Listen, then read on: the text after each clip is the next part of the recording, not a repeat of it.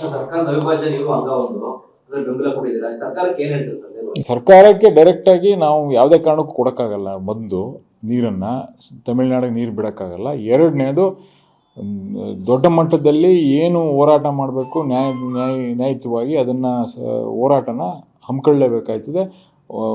ಕೈಗೆತ್ಕೊಂಡು ಯಾವುದೇ ಕಾರಣಕ್ಕೂ ನೀರು ಬಿಡೋಕ್ಕಾಗಲ್ಲ. ನಮ್ಮ ರಾಜ್ಯದ ರೈತರನ್ನು ಉಳಿಸ್ಕೊಳ್ಳೋಕ್ಕೆ, ಅವರ ಬೆಳೆದು ನಿಂತಿರೋ ಬೆಳೆಗಳಿಗೆ ನೀರನ್ನು ಕೊಡ್ಸೋಕ್ಕೆ, ಇಲ್ಲಿ ಜಾನುವಾರುಗಳಿಗೆ ಕುಡಿಯೋಕ್ಕೆ ನೀರಿಗೆ ವ್ಯವಸ್ಥೆ ಮಾಡಿಕೊಡೋಕ್ಕೆ ಎಲ್ಲ ಥರ ಹೋರಾಟಗಳನ್ನು ಮಾಡಲೇಬೇಕಾಯ್ತದೆ. ಸರ್ಕಾರ ಎಲ್ಲಿ ವಿಫಲ ಆಗ್ತಾ ಇದೆ ಅಂತ ಅನ್ಸುತ್ತೆ ಸರ್? ಇನ್ಫಾರ್ಮೇಷನ್ ಕೊಡೋದ್ರಲ್ಲಿ ಏನಾದರೂ ವೀಕ್ ಆಯ್ತಾ ಇದೀವಿ ಅನ್ನೋದು ನನಗೆ ಅರ್ಥ ಆಯ್ತಲ್ಲ. ಯಾಕೆಂದರೆ ಕಳೆದ ಹೋದ ವರ್ಷ ಅಲ್ಲ, ಅದರಿಂದ ವರ್ಷ ನಾವುಗಳೇ ಕೋರ್ಟ್ಗೆ ಕೇಸ್ ಸಬ್ಮಿಟ್ ಮಾಡಿದ್ವಿ ಇದ್ರ ಪ್ರಕಾರನೇ. ಸೊ ಇನ್ನೂ ಅಲ್ಲಿ ಡೀಟೇಲ್ಸ್ ಯಾಕೆ ಅವ್ರಿಗೆ ಅರ್ಥ ಆಯ್ತಲ್ಲ. ನಾನು ಕೇಳಿದಾಗ ಅಲ್ಲಿಯವರೇ ಇಲ್ಲಿದ್ದಾರೆ, ಎಲ್ಲ ಮಾನಿಟ್ರ್ ಮಾಡ್ತಾರೆ, ಎಲ್ಲ ಎಷ್ಟೆಷ್ಟು ನೀರು ಬಿಡ್ತಾರೆ ಏನು ಅಂತಂತ. ಬಟ್ ಇಲ್ಲಿಯವರು ಅವ್ರಿಗೆ ಸರಿಯಾಗಿ ಮಾಹಿತಿ ಕೊಡ್ತಾ ಇಲ್ವಾ ಅನ್ನೋದು, ಯಾವ ಮಾನದಂಡದ ಮೇಲೆ ಅವರು ಕೊಡಬೇಕು ಅಂತ ಇದ್ದಾರೆ. ಕುಡಿಯೋಕ್ಕೆ ನೀರು ಕೇಳ್ತಾ ಇದ್ದೀವಿ, ಅಲ್ಲಿ ಬೆಳೆಗೆ ನೀರು ಕೇಳ್ತಾ ಇದ್ದಾರೆ. ಸೊ ಇದು ಎರಡು ಆ್ಯಡಪ್ ಆಗಿಲ್ಲ ಅದು. ಈಗ ಇಲ್ಲಿ ನಮಗೆ ಕುಡಿಯೋಕ್ಕೆ ನೀರಿಲ್ಲ ಅಂತ ಈಗ ಮೂರು ವಾರ ಮುಂಚೆ ನಾವು ನೀರು ಕೇಳಕ್ಕೆ ಹೋದಾಗ ನಾವು ಬರೀ ಲೀಕೇಜ್ ನೀರು ಬಿಡಿ ಅಂತ ಕೇಳಿದ್ವಿ. ಲೀಕೇಜ್ ನೀರು ಬಿಟ್ಟರೆ ನಮಗೆ ದನಗಳಿಗೆ ಕರಿಗಳು ಕುಡಿಯೋಕ್ಕೆ ಸಾಧ್ಯ ಕಾಲುವೆಗಳಲ್ಲಿ ಅನ್ನೋದಕ್ಕೂ ಅಷ್ಟೇ ಕೇಳ್ತಾ ಇರೋದು. ನಾವೇನು ಬೆಳೆಗಳಿಗೆ ಕೇಳಿರಲಿಲ್ಲ ಫಸ್ಟು. ಅದನ್ನಾದರೂ ಬಿಡಿ ಅಂತ. ಲೀಕೇಜ್ ನೀರು ಬಿಟ್ಟರಾದರೂ ಅಂಥ ಪರಿಸ್ಥಿತಿ ಇರ್ಬೇಕಾದ್ರೆ ಪುನಃ ಪದೇ ಅದನ್ನೇ ಹೇಳ್ತಾ ನಿಂತ್ಕೊಳ್ಳೋದಲ್ಲ. ಅದು ಹೆಂಗೆ ನನಗಿನ್ನೂ ಕನ್ಫ್ಯೂಷನ್ ಇದೆ. ಓಕೆ,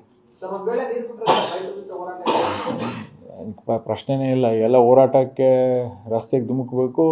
ಪ್ರತಿಯೊಬ್ಬರೂ ಎಲ್ಲರೂ ಈ ನೀರನ್ನ ಬಿಡೋಕ್ಕಾಗಲ್ಲ ಅಂತ ದೊಡ್ಡ ಮಟ್ಟದಲ್ಲಿ ಧ್ವನಿ ಎತ್ತಲೇಬೇಕಾಗತ್ತೆ.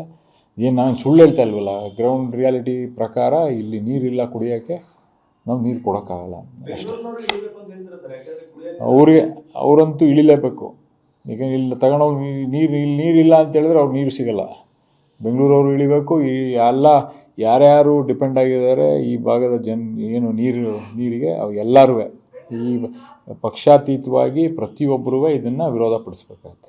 ಸರ್ಕಾರದ ಅವಿಭಾಜ್ಯ ನೀವು ಅಂಗ ಒಂದು ಅದರ ಬೆಂಬಲ ಕೊಟ್ಟಿದ್ದೀರಾ. ಸರ್ಕಾರಕ್ಕೆ ಏನು ಹೇಳ್ತಿರ್ತಾರೆ? ಸರ್ಕಾರಕ್ಕೆ ಡೈರೆಕ್ಟಾಗಿ ನಾವು ಯಾವುದೇ ಕಾರಣಕ್ಕೂ ಕೊಡೋಕ್ಕಾಗಲ್ಲ. ಒಂದು ನೀರನ್ನು ತಮಿಳ್ನಾಡಿಗೆ ನೀರು ಬಿಡೋಕ್ಕಾಗಲ್ಲ. ಎರಡನೇದು ದೊಡ್ಡ ಮಟ್ಟದಲ್ಲಿ ಏನು ಹೋರಾಟ ಮಾಡಬೇಕು ನ್ಯಾಯಯುತವಾಗಿ ಅದನ್ನು ಹೋರಾಟನ ಹಮ್ಮಿಕೊಳ್ಳಲೇಬೇಕಾಯ್ತದೆ.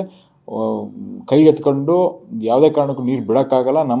ನಮ್ಮ ರಾಜ್ಯದ ರೈತರನ್ನು ಉಳಿಸ್ಕೊಳ್ಳೋಕ್ಕೆ, ಅವರ ಬೆಳೆದು ನಿಂತಿರೋ ಬೆಳೆಗಳಿಗೆ ನೀರನ್ನು ಕೊಡ್ಸೋಕ್ಕೆ, ಇಲ್ಲಿ ಜಾನುವಾರುಗಳಿಗೆ ಕುಡಿಯೋಕ್ಕೆ ನೀರಿಗೆ ವ್ಯವಸ್ಥೆ ಮಾಡಿಕೊಡೋಕ್ಕೆ ಎಲ್ಲ ಥರ ಹೋರಾಟಗಳನ್ನು ಮಾಡಲೇಬೇಕಾಯ್ತದೆ.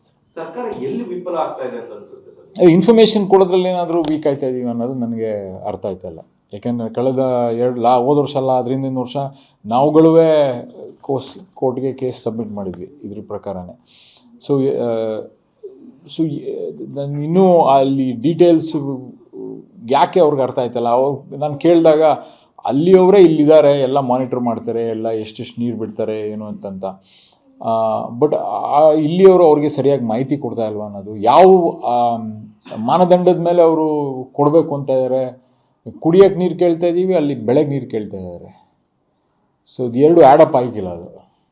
ಈಗ ಇಲ್ಲಿ ನಮಗೆ ಕುಡಿಯೋಕ್ಕೆ ನೀರಿಲ್ಲ ಅಂತ ಈಗ ಮೂರು ವಾರ ಮುಂಚೆ ನಾವು ನೀರು ಕೇಳಕ್ಕೆ ಹೋದಾಗ ನಾವು ಬರೀ ಲೀಕೇಜ್ ನೀರು ಬಿಡಿ ಅಂತ ಕೇಳಿದ್ವಿ.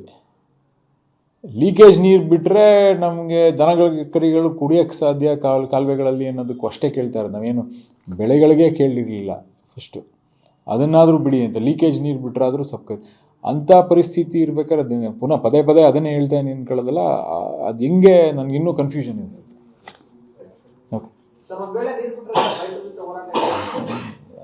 ಪ್ರಶ್ನೆನೇ ಇಲ್ಲ. ಎಲ್ಲ ಹೋರಾಟಕ್ಕೆ ರಸ್ತೆಗೆ ಧುಮುಕಬೇಕು. ಪ್ರತಿಯೊಬ್ಬರೂ ಎಲ್ಲರೂ ಈ ನೀರನ್ನ ಬಿಡೋಕ್ಕಾಗಲ್ಲ ಅಂತ ದೊಡ್ಡ ಮಟ್ಟದಲ್ಲಿ ಧ್ವನಿ ಎತ್ತಲೇಬೇಕಾಗತ್ತೆ. ಏನು ನಾನು ಸುಳ್ಳು ಹೇಳ್ತಾ ಇಲ್ವಲ್ಲ. ಗ್ರೌಂಡ್ ರಿಯಾಲಿಟಿ ಪ್ರಕಾರ ಇಲ್ಲಿ ನೀರಿಲ್ಲ, ಕುಡಿಯೋಕ್ಕೆ ನಾವು ನೀರು ಕೊಡೋಕ್ಕಾಗಲ್ಲ ಅಷ್ಟೇ. ಅವರಂತೂ ಇಳಿಲೇಬೇಕು. ಈಗ ಇಲ್ಲಿ ತಗೊಂಡೋಗಿ ನೀರಿಲ್ಲ ಅಂತ ಹೇಳಿದ್ರೆ ಅವ್ರು ನೀರು ಸಿಗಲ್ಲ. ಬೆಂಗಳೂರವರು ಇಳಿಬೇಕು. ಎಲ್ಲ ಯಾರ್ಯಾರು ಡಿಪೆಂಡ್ ಆಗಿದ್ದಾರೆ ಈ ಭಾಗದ ಏನು ನೀರಿಗೆ ಅವು ಎಲ್ಲರೂ ಈ ಪಕ್ಷಾತೀತವಾಗಿ ಪ್ರತಿಯೊಬ್ಬರೂ ಇದನ್ನು ವಿರೋಧ ಪಡಿಸ್ಬೇಕಾಗತ್ತೆ.